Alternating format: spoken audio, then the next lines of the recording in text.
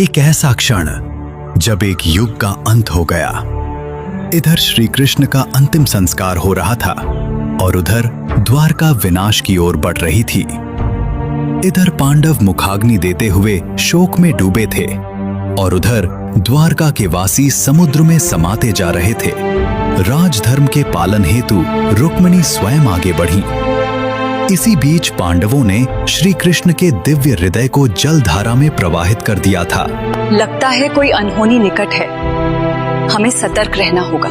अर्जुन तीव्र गति से दौड़ते हुए द्वारका जा पहुंचे। देवी, श्री कृष्ण अब इस संसार में नहीं रहे, आपको शीघ्र प्रस्थान करना होगा। ये क्या हो गया प्रभु, मुझे यूं अकेला छोड़कर कैसे चले गए? सब लोग द्वारका छोड़कर समुद्र तट की ओर भागे और असहाय होकर अपनी ही नगरी को डूबते देखते रह गए। वही द्वारका, विश्वकर्मा की अद्भुत रचना, वही भूमि जहां श्री कृष्ण की अनगिनत लीलाएं बसी थीं। स्मृतियों से भरी वो पावन नगरी धीरे धीरे सागर की गहराइयों में विलीन हो गई। ये क्या हो गया? सब कुछ समाप्त हो गया। पहले राधा और अब श्री कृष्ण भी चले गए। अब इस संसार में रहकर मैं क्या करूंगी? प्रभु, मुझे भी अपने साथ ले चलिए।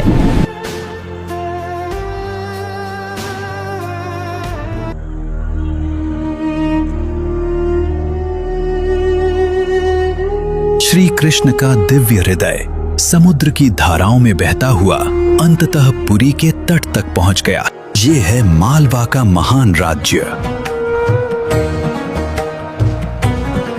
जिसके राजा हैं इंद्रदम, भगवान विष्णु के परम भक्त। एक दिन आरती के समय अचानक घंटियां स्वयं बज उठीं और फूल स्वतः ही गिरने लगे।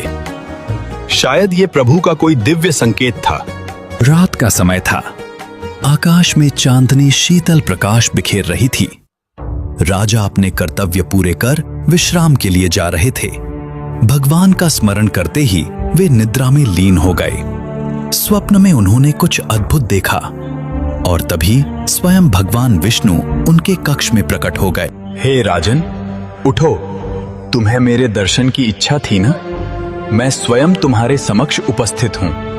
मैं तुम्हें एक महत्वपूर्ण बात बताने जा रहा हूँ, ध्यान से सुनो। तुम पुरी के समुद्र तट पर जाओ। वहां एक लट्ठे से बंधा मेरे दिव्य शरीर का अंश तुम्हें प्राप्त होगा। प्रभु, आपकी इच्छा ही मेरे लिए आदेश है। जैसा आप चाहेंगे वैसा ही होगा। अगली सुबह महल सूर्य की किरणों से आलोकित हो उठा। दरबार में राजा गहन चिंता में डूबे थे।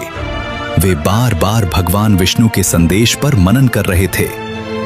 तभी राज्य के मुख्य पुजारी के भाई विद्यापति वहां आ पहुंचे। प्रणाम महाराज, क्या आपने मुझे स्मरण किया? फिर राजा ने उस ब्राह्मण को भगवान विष्णु की इच्छा बताई और वो उसी की खोज में निकल पड़ा। गांव की गलियों से गुजरते हुए वो दूर निकल गया और दो व्यक्तियों से नील माधव के विषय में पूछताछ की। तभी एक ग्रामवासी ने उसे उसका मार्ग बता दिया। विश्ववासु जी एक गुफा के भीतर नील माधव की पूजा अर्चना करते हैं। ग्रामवासियों के बताए मार्ग पर चलते हुए विद्यापति दूर दूर तक यात्रा करते हुए पुरी पहुंचे और अंततः एक छोटी सी कुटिया तक जा पहुंचे। वहां उन्होंने एक आदिवासी साधक को गहन तपस्या में लीन देखा। क्या आप कृपा करके मुझे नील माधव के दर्शन करा सकते हैं? मार्ग का रहस्य सुरक्षित रखने के लिए विद्यापति की आंखों पर पट्टी बांध दी गई और उन्हें उसी अवस्था में नील माधव के दर्शन कराए गए। 2 दिन बीत गए। जब गहरी रात छाई तब एक बार फिर एक अद्भुत घटना घटी। इंद्रदुम्न ने स्वप्न में कुछ विचित्र देखा और उसी क्षण भगवान विष्णु दिव्य स्वरूप में वहां प्रकट हो गए। राजन, पुरी के समुद्र तट की ओर प्रस्थान करो। वहां तुम्हें एक पवित्र लकड़ी का लट्ठा मिलेगा। उसे लाकर मेरी मूर्ति बनाओ। यह कार्य 21 दिनों में पूर्ण करो और विश्वकर्मा की आराधना करो। प्रभु, आपकी आज्ञा शिरोधार्य है। सभी लोग पुरी के समुद्र तट की ओर दूर तक बढ़ते चले गए। तभी सागर की लहरों के साथ एक लकड़ी का लट्ठा तट पर आ लगा। विश्वबासु जी ने संकेत किया और सब सागर की ओर बढ़े। सभी ने उस लट्ठे को साफ किया, कंधों पर उठाया और महल की ओर प्रस्थान कर गए।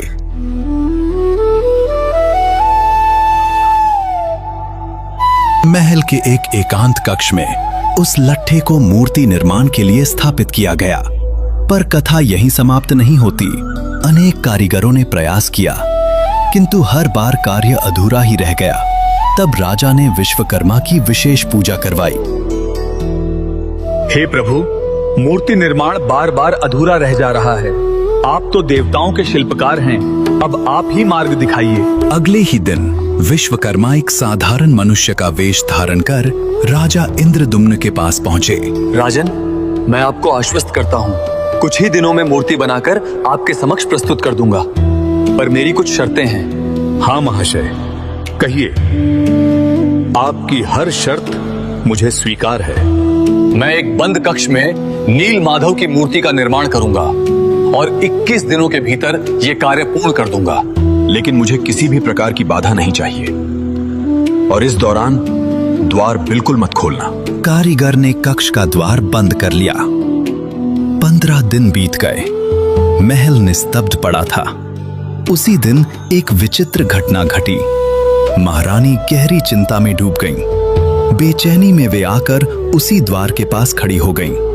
अंदर से कोई आवाज क्यों नहीं आ रही? कहीं कारीगर के साथ कुछ अनहोनी तो नहीं हो गई? मुझे तुरंत जाकर स्वामी को सूचित करना होगा। महारानी व्याकुल होकर शीघ्रता से राजा इंद्रदुम्न के पास पहुंची। उनके मुख पर चिंता और नेत्रों में स्पष्ट भय दिखाई दे रहा था।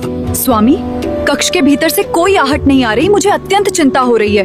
कहीं कारीगर के साथ कोई अनहोनी तो नहीं हो गई? कृपया आप द्वार खोलिए। किंतु महाशय ने स्पष्ट कहा था कि द्वार न खोला जाए, कहीं ये कोई अशुभ संकेत न बन जाए। पत्नी की व्याकुलता देखकर राजा स्वयं को रोक न सके। उन्होंने सैनिकों को आदेश दिया और द्वार खुलवा दिया। राजा ने चारों ओर दृष्टि दौड़ाई और कारीगर को खोजने लगे। तभी सामने लाल वस्त्रों से ढकी एक अधूरी सी आकृति दिखाई दी। राजा इंद्रदुम्न ने वो वस्त्र हटाया और उसी क्षण सभी के सामने लकड़ी की छोटी छोटी मूर्तियां प्रकट हो गईं, परंतु वे अभी भी अधूरी थीं। ये प्रभु की कैसी अद्भुत लीला है कि हमें आपके इस दिव्य स्वरूप के दर्शन प्राप्त हुए। आप तो समस्त जगत के नाथ हैं। आज से प्रभु के इस दिव्य स्वरूप को जगन्नाथ के नाम से जाना जाएगा। और तभी से भगवान जगन्नाथ की रथ यात्रा का शुभारंभ हुआ, जो आज भी पूरे विश्व में आस्था के साथ मनाई जाती है। इसी के साथ ये अध्याय यहीं समाप्त होता है। अगले अध्याय में राधा और रुक्मिणी की ईर्ष्या तथा राधा की मृत्यु का रहस्य उजागर होगा। जुड़े रहें।